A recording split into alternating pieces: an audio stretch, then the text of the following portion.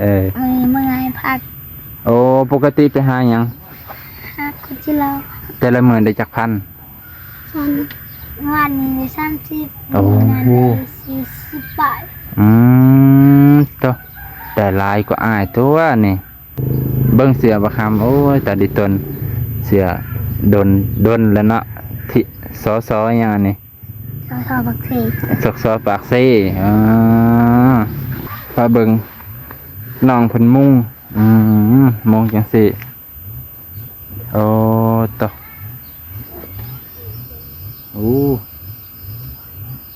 ถือว่าฮ้อนได้ไปพี่น้องน้องเพิ่นอยู่แบบโอ้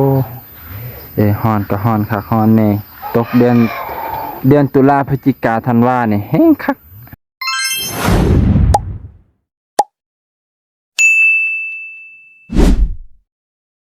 สบายดีพ่อแม่พี่น้องสวัสดีครับพ่อแม่พี่น้องลุงป่าที่อยู่ประเทศไทยและก็สบายดีเด้อพ่อแม่ที่อยู่ต่างประเทศมื้อนี้บ่าวนงขออนุญาตพ่อแม่พี่น้องมาเยี่ยมยามถามข่าวเพื่อนนวลหลังจากที่บ่ได้มาเกือบเป็นสัปดาห์พี่น้องเป็นอาทิตย์เนาะบ่าวนงก็ได้โอกาสมาเยี่ยมยามเพิ่นอีกเทื่อนึงเพื่อนพี่น้องหลังจากที่ได้ยินข่าวดีจากพ่อแม่ที่อยู่ประเทศไทยเพิ่นอีตนสงสารหลานน้อยน้องเพิ่นเนาะบ่าวน้องก็เลยขออนุญาตมาเยี่ยมยามก่อนให้พี่น้องก่อนสิมามอบบางสิ่งบางอย่างให้เพิ่นเนาะไปเบิ่งน้ำกันโอ้นี่แหละโอ้ผ่อนมุ้งอันนี้เรียบร้อยเลยพ่อพี่น้องมุ้งผาใบผาบัตรสีดำที่ซื้อให้ตอนนั้นเพิ่นมุงเรียบร้อยแล้วนะแต่ว่า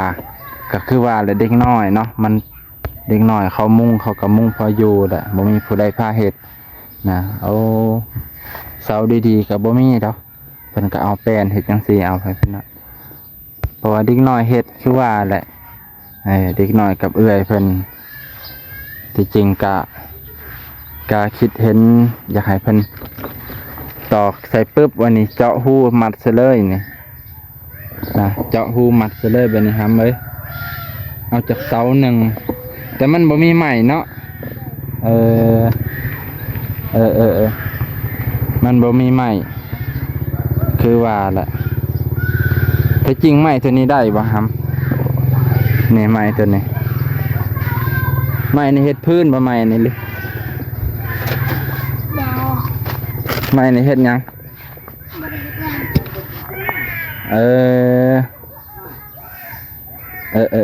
มีเสียมปะหรือแม่เอาไปยะ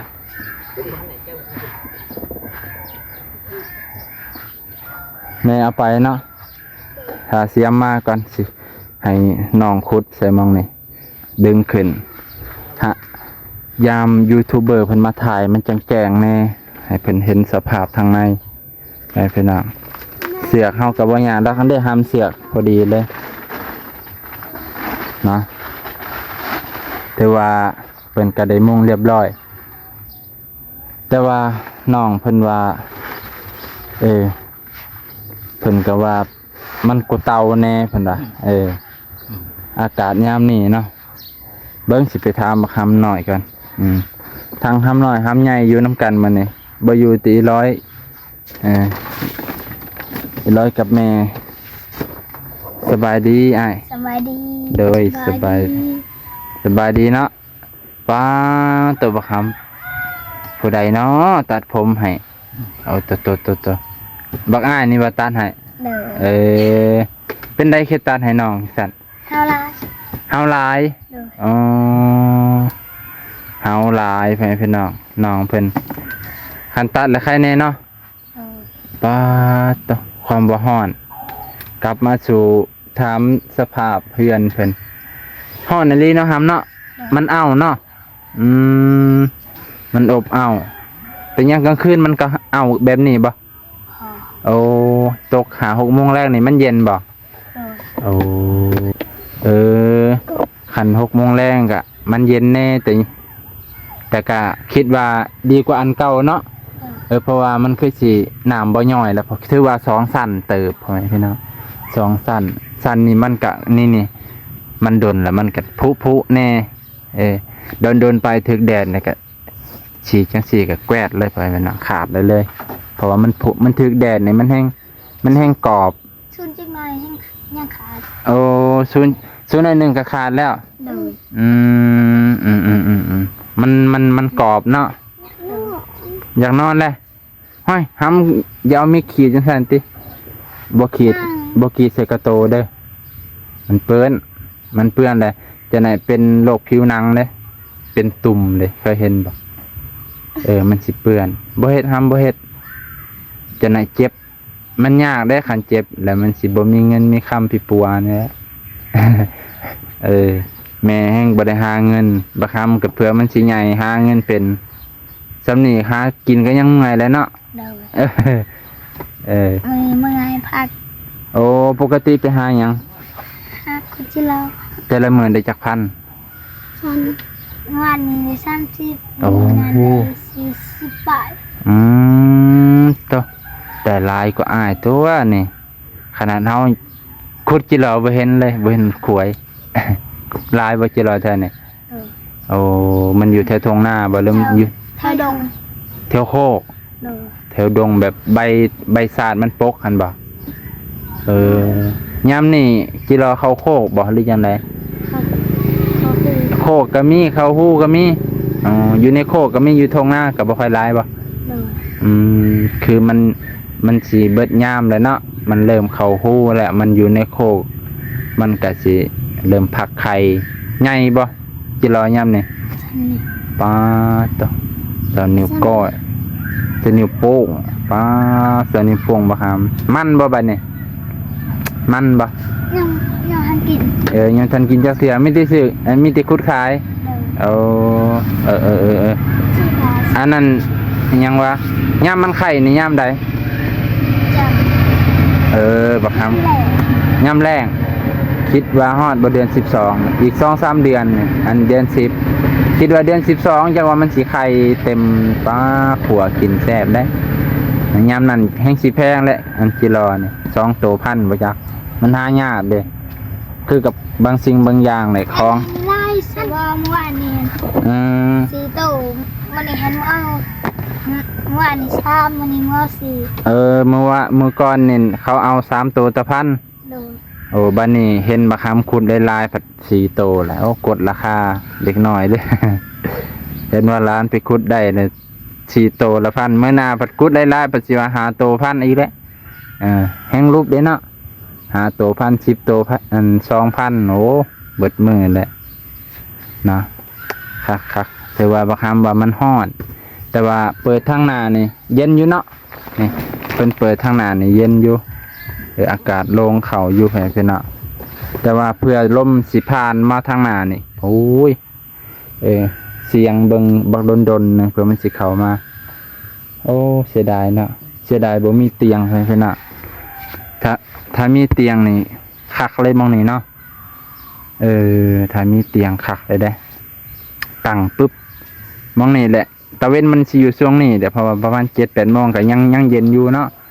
แดดถือก็บ่ค่อยร้อน 7-8 โมงแล้วบัดนี้ตอนแรงๆก็แดดตกฝุ่นก็ห่มพอดีสิถามน้องถ้ามีเตียงนี่สิเอาบ่ เอา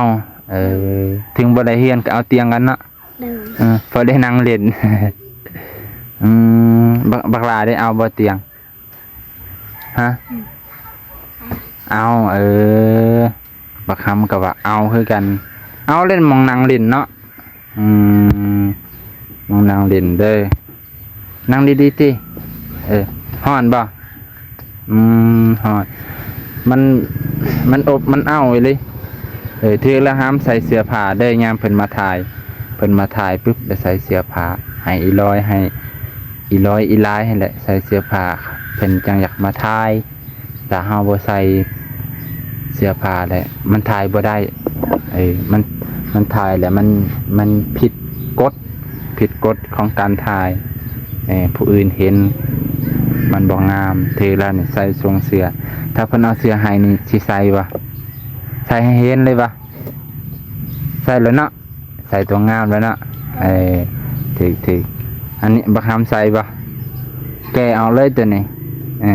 คันเอามีที่เสือกะใส่ที่เสือเนาะเบิ่งเสือบักคำโอ้ยตาดิตนเสือดนแล้วเนาะที่ซออย่างนี้ ชอบบักเท ซอปากซี่ซอปากซี่เสือไปจักนะเสือบักลาบักคำก็ถือว่ามันดนไปเนาะบ่แม่นว่าบ่ซักเนาะก็ซักอยู่แต่มันดนน่ะมันก็ซักบ่ออกเนาะทางซักบ่ออกแน่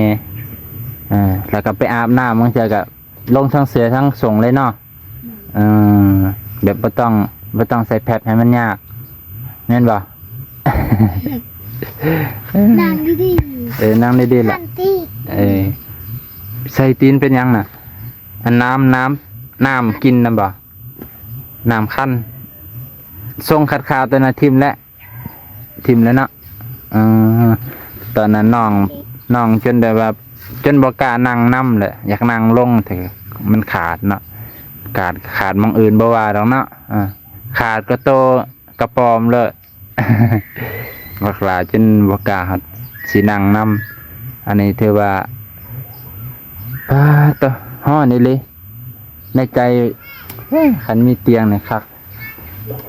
เฮ็ดจังไดเนาะบักคำจังสิมีเตียงให้เนาะ นั่งอยู่กลางนั่งอยู่กลางมันบ่มีหมองปูนี่แหละบ่มีผ้าใบปูปึ๊บปูให้มันถ้าเฮาแกะเสื้อผ้ามาแล้วย่านเสื้อผ้ามันเปื้อนเลย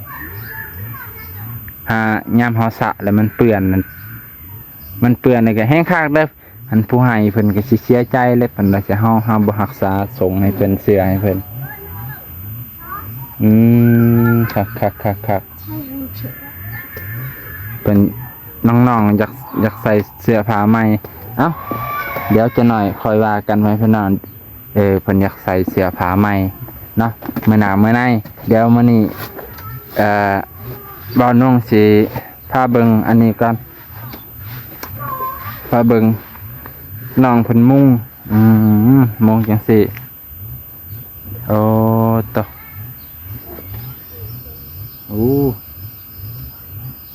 ถือว่าฮ้อนได้เลยพี่น้องน้องเพิ่นอยู่แบบโอ้ฮ้อนก็ฮ้อนคักฮ้อนแน่ตกเดือนตุลาพฤศจิกาธันวานี่แฮงคักเว้าเรื่องฮ้อนนี่จนแบบ